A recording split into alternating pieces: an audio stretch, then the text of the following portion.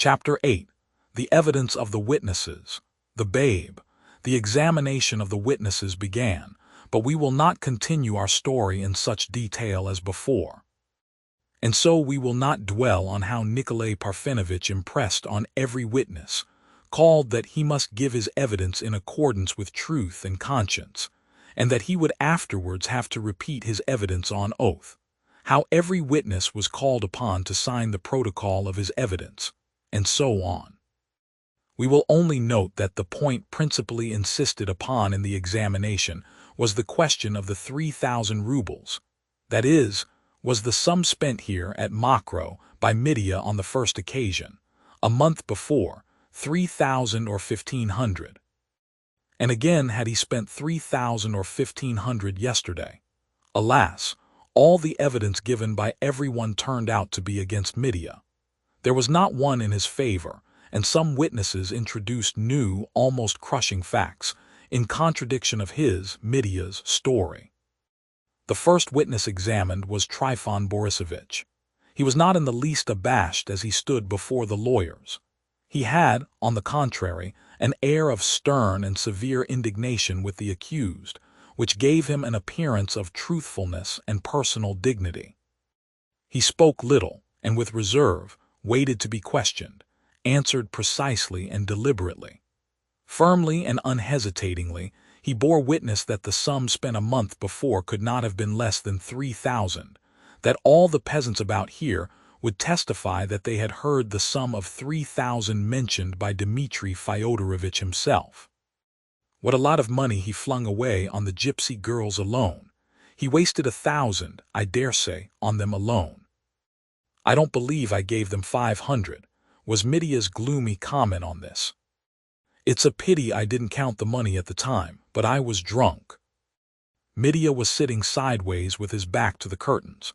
He listened gloomily, with a melancholy and exhausted air, as though he would say, "Oh, say what you like. It makes no difference now."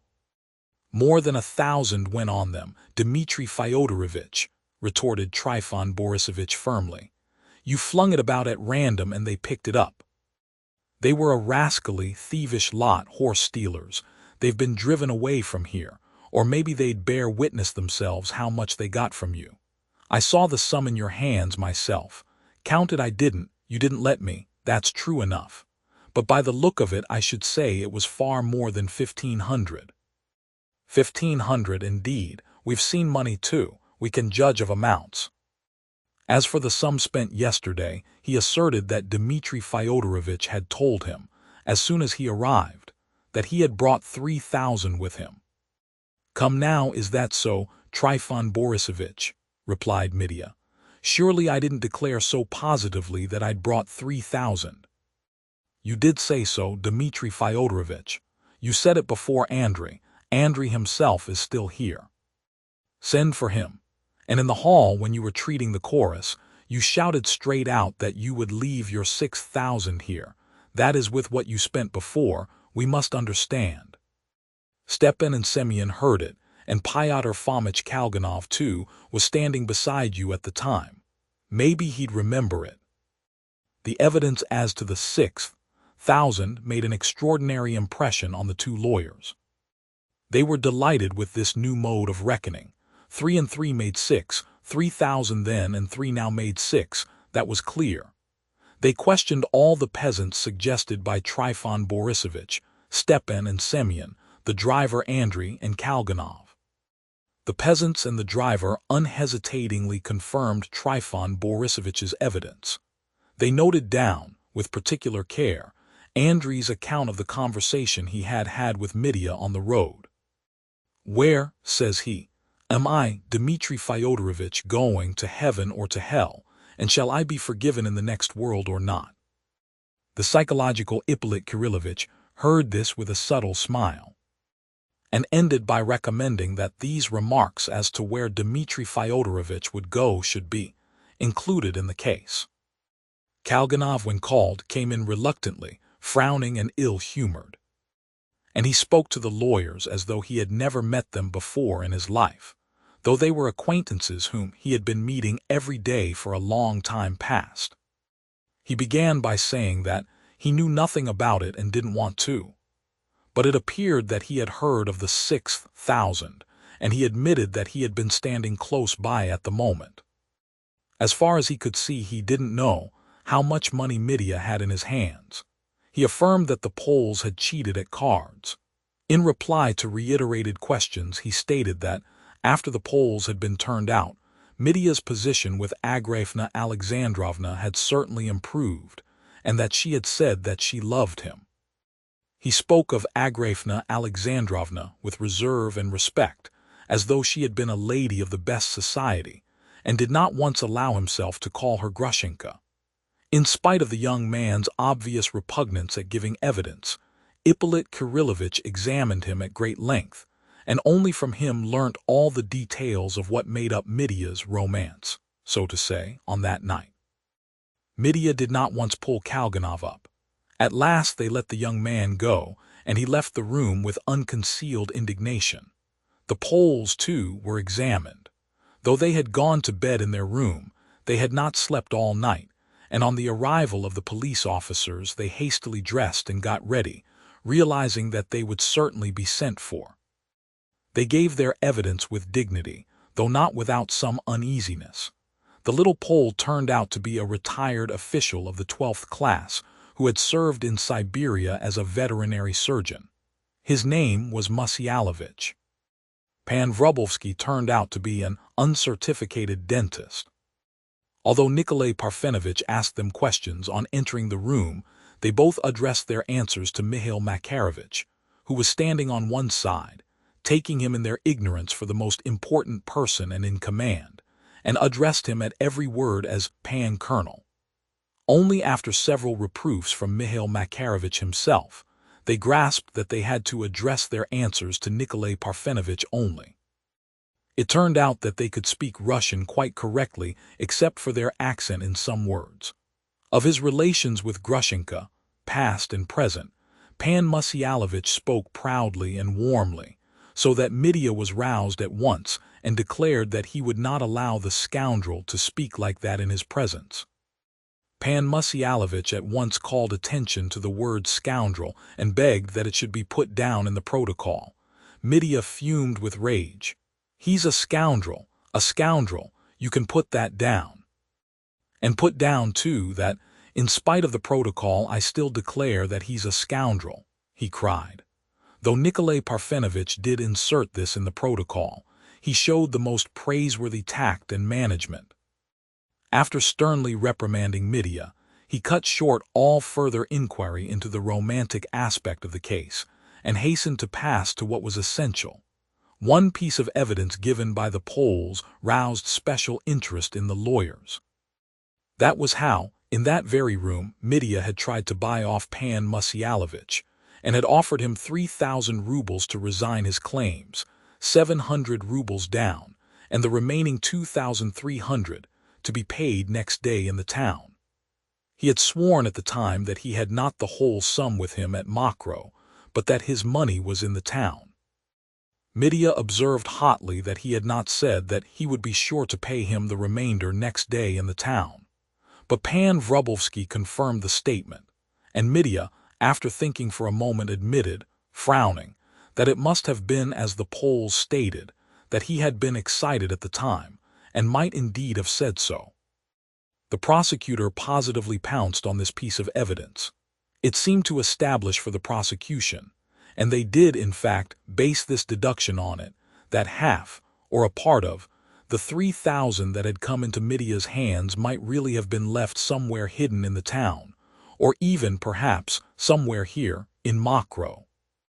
This would explain the circumstance, so baffling for the prosecution, that only 800 rubles were to be found in Mitya's hands. This circumstance had been the one piece of evidence which, insignificant as it was, had hitherto told, to some extent, in Mitya's favor. Now this one piece of evidence in his favor had broken down. In answer to the prosecutor's inquiry, where he would have got the remaining 2,300 rubles, since he himself had denied having more than 1,500, Mitya confidently replied that he had meant to offer the little chap, not money, but a formal deed of conveyance of his rights to the village of Teacher Mashnya, those rights which he had already offered to Samsonov and Madame Holikov. The prosecutor positively smiled at the innocence of this subterfuge. And you imagine he would have accepted such a deed as a substitute for 2,300 rubles in cash? He certainly would have accepted it, Mitya declared warmly. Why, look here, he might have grabbed not 2,000 but 4 or 6 for it. He would have put his lawyers, Poles and Jews onto the job and might have got not 3,000 but the whole property out of the old man. The evidence of Pan Musyalovich was, of course, entered in the protocol in the fullest detail. Then they let the Poles go. The incident of the cheating at cards was hardly touched upon. Nikolay Parfenovitch was too well pleased with them as it was, and did not want to worry them with trifles. Moreover, it was nothing but a foolish, drunken quarrel over cards. There had been drinking and disorder enough that night, so the 200 rubles remained in the pockets of the Poles. Then old Maximov was summoned. He came in timidly, approached with little steps, looking very disheveled and depressed. He had all this time taken refuge below with Grushenka, sitting dumbly beside her, and now and then he'd begin blubbering over her and wiping his eyes with a blue check handkerchief, as Mihail Makarovich described afterwards, so that she herself began trying to pacify and comfort him. The old man at once confessed that he had done wrong, that he had borrowed 10 rubles in my poverty from Dmitri Fyodorovitch, and that he was ready to pay it back. To Nikolay Parfenovitch's direct question, had he noticed how much money Dmitri Fyodorovitch held in his hand, as he must have been able to see the sum better than anyone when he took the note from him, Maximov, in the most positive manner, declared that there was 20,000. "Have you ever seen so much as 20,000 before then?" inquired Nikolay Parfenovitch with a smile. "To be sure I have, not 20 but 7, when my wife mortgaged my little property. She'd only let me look at it from a distance, boasting of it to me. It was a very thick bundle, all rainbow-colored notes, and Dmitri Fyodorovitch's were all rainbow-colored." He was not kept long. At last it was Grushenka's turn. Nikolay Parfenovitch was obviously apprehensive of the effect her appearance might have on Mitya, and he muttered a few words of admonition to him, but Mitya bowed his head in silence, giving him to understand that he would not make a scene. Mihail Makarovich himself led Grushenka in. She entered with a stern and gloomy face that looked almost composed and sat down quietly on the chair offered her by Nikolay Parfenovitch. She was very pale, she seemed to be cold, and wrapped herself closely in her magnificent black shawl. She was suffering from a slight feverish chill, the first symptom of the long illness which followed that night. Her grave air, her direct, earnest look and quiet manner made a very favorable impression on everyone. Nikolay Parfenovitch was even a little bit fascinated. He admitted himself, when talking about it afterwards, that only then had he seen how handsome the woman was, for though he had seen her several times before, he had always looked upon her as something of a provincial hetera. "She has the manners of the best society," he said enthusiastically, gossiping about her in a circle of ladies. But this was received with positive indignation by the ladies, who immediately called him a naughty man, to his great satisfaction. As she entered the room, Grushenka only glanced for an instant at Mitya, who looked at her uneasily. But her face reassured him at once.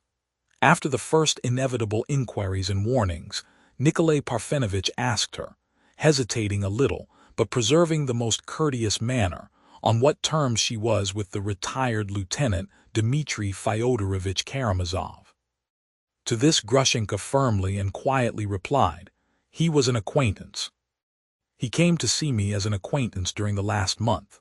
To further inquisitive questions she answered plainly and with complete frankness that, though at times she had thought him attractive, she had not loved him, but had won his heart as well as his old father, in my nasty spite, that she had seen that Mitya was very jealous of Fyodor Pavlovich and everyone else. But that had only amused her. She had never meant to go to Fyodor Pavlovich. She had simply been laughing at him.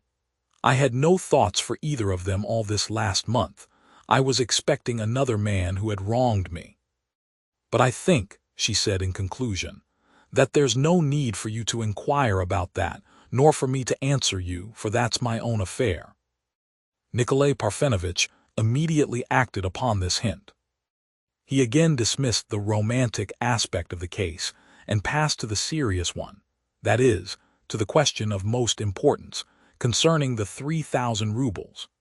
Grushenka confirmed the statement that 3,000 rubles had certainly been spent on the first carousal at Mokroe, and though she had not counted the money herself, she had heard that it was 3,000 from Dmitri Fyodorovich's own lips. Did he tell you that alone, or before someone else, or did you only hear him speak of it to others in your presence? The prosecutor inquired immediately, to which Grushenka replied that she had heard him say so before other people, and had heard him say so when they were alone. Did he say it to you alone once, or several times? Inquired the prosecutor, and learned that he had told Grushenka so several times. Ippolit Kirillovich was very well satisfied with this piece of evidence. Further examination elicited that Grushenka knew, too, where that money had come from, and that Dmitri Fyodorovich had got it from Katerina Ivanovna. And did you never, once, hear that the money spent a month ago was not 3,000 but less, and that Dmitri Fyodorovich had saved half that sum for his own use? No, I never heard that, answered Grushenka. It was explained further that Mitya had, on the contrary, often told her that he hadn't a farthing. He was always expecting to get some from his father, said Grushenka in conclusion. Did he never say before you? Casually, or in a moment of irritation, Nikolay Parfenovitch put in suddenly that he intended to make an attempt on his father's life. He did say so, sighed Grushenka. Once or several times. He mentioned it several times, always in anger. And did you believe he would do it? No, I never believed it, she answered firmly. I had faith in his noble heart. Gentlemen, allow me, cried Mitya suddenly. Allow me to say one word to Agrafena Alexandrovna in your presence. You can speak, Nikolay Parfenovitch assented. Agrafena Alexandrovna, Mitya got up from his chair, have faith in God and in me. I am not guilty of my father's murder. Having uttered these words, Mitya sat down again on his chair.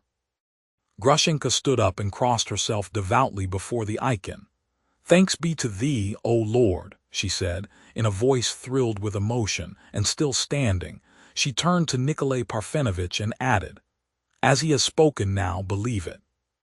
I know him. He'll say anything as a joke or from obstinacy, but he'll never deceive you against his conscience. He's telling the whole truth, you may believe it.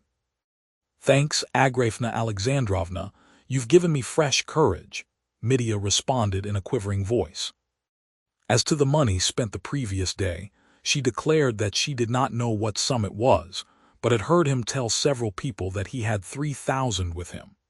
And to the question where he got the money, she said that he had told her that he had stolen it from Katerina Ivanovna, and that she had replied to that he hadn't stolen it, and that he must pay the money back next day.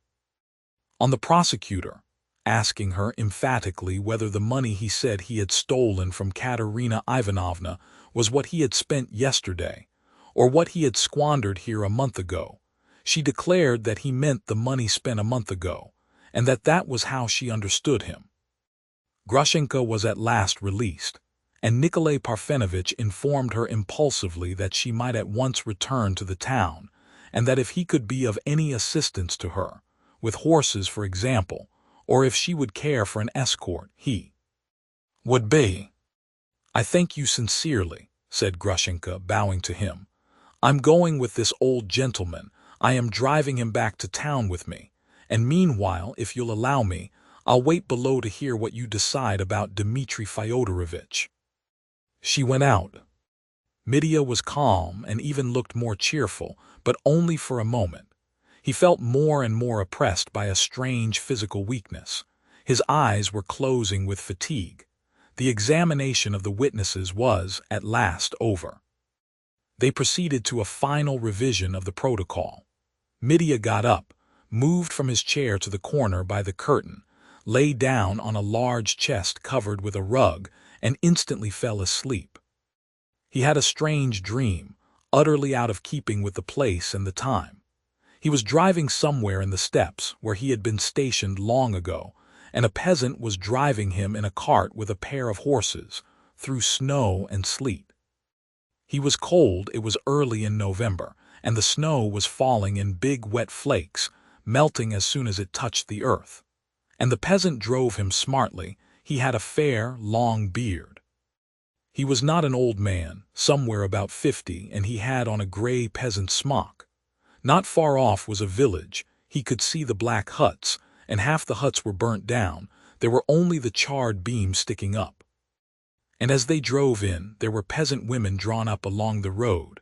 A lot of women, a whole row, all thin and wan, with their faces a sort of brownish color, especially one at the edge, a tall, bony woman who looked 40, but might have been only 20, with a long, thin face. And in her arms was a little baby crying, and her breasts seemed so dried up that there was not a drop of milk in them. And the child cried and held out its little bare arms, with its little fists blue from cold. "Why are they crying?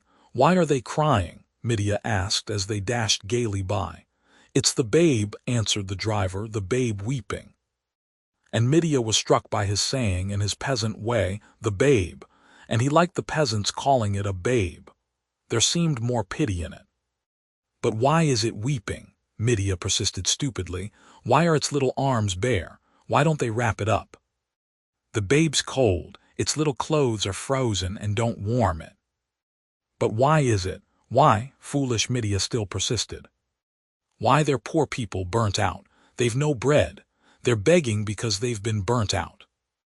No, Mitya, as it were, still did not understand. "Tell me why it is those poor mothers stand there. Why are people poor? Why is the babe poor? Why is the steppe barren? Why don't they hug each other and kiss? Why don't they sing songs of joy? Why are they so dark from black misery? Why don't they feed the babe?" And he felt that, though his questions were unreasonable and senseless, yet he wanted to ask just that, and he had to ask it just in that way. And he felt that a passion of pity, such as he had never known before, was rising in his heart, that he wanted to cry, that he wanted to do something for them all, so that the babe should weep no more, so that the dark-faced, dried-up mother should not weep, that no one should shed tears again from that moment. And he wanted to do it at once, regardless of all obstacles, with all the recklessness of the Karamazovs. "And I'm coming with you. I won't leave you now for the rest of my life. I'm coming with you," he heard close beside him Grushenka's tender voice, thrilling with emotion.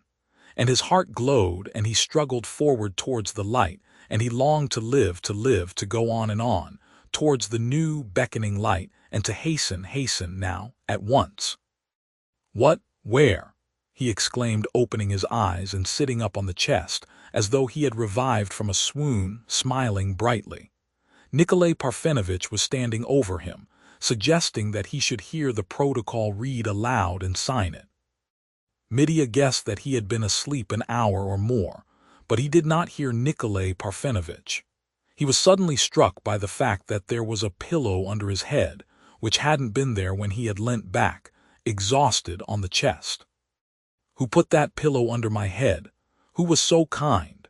he cried, with a sort of ecstatic gratitude and tears in his voice, as though some great kindness had been shown him. He never found out who this kind man was. Perhaps one of the peasant witnesses, or Nikolay Parfenovitch's little secretary, had compassionately thought to put a pillow under his head, but his whole soul was quivering with tears.